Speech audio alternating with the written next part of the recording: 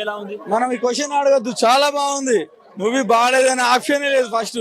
ఎందుకంటే ఆయన మనకు దొరకడమే అదృష్టం. అట్లాంటి దేవుడి దర్శనం అయింది. ఇటువంటి ప్రజలకి ఎట్లాంటి మన తెలంగాణ ఎందుకు లేడని బాధపడుతున్నా నేను. ఇట్లాంటి డిప్యూటీ సీఎం, ఇటువంటి హీరో ఇంత అదృష్టం చేసుకుంటే మనకు దొరికిండినా మనం ఎంత హ్యాపీగా చూడాలంటే మూవీస్ అయినా కానీ ఈయన పాలనైనా ప్రతి ఒక్కటి ప్రోత్సాహం చాలా గర్వపడాలి.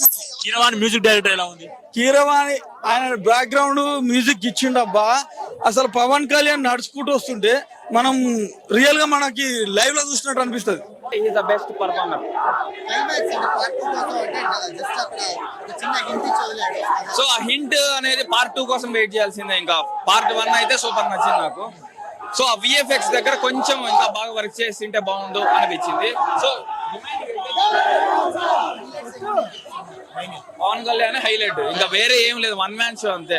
కీరవాణి బీజిఎం, పవన్ కళ్యాణ్ ఈ ఇద్దరే ఇంకా నడిపించే సినిమా మొత్తాన్ని.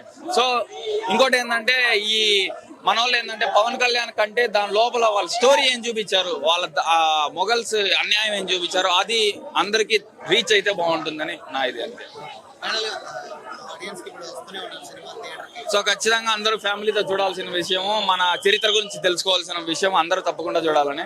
జై power star. Second half lag ఉంది అంటారు.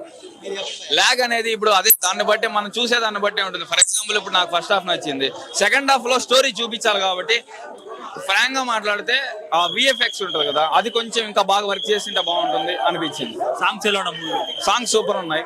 సో అంటే ఇప్పుడు మనం హిస్టరీకి వెళ్ళినప్పుడు మనం ఎక్స్పెక్ట్ చేయకూడదు సాంగ్, టైటిల్ సాంగ్, ఐటమ్ ఇట్లా ఎక్స్పెక్ట్ చేయలేం.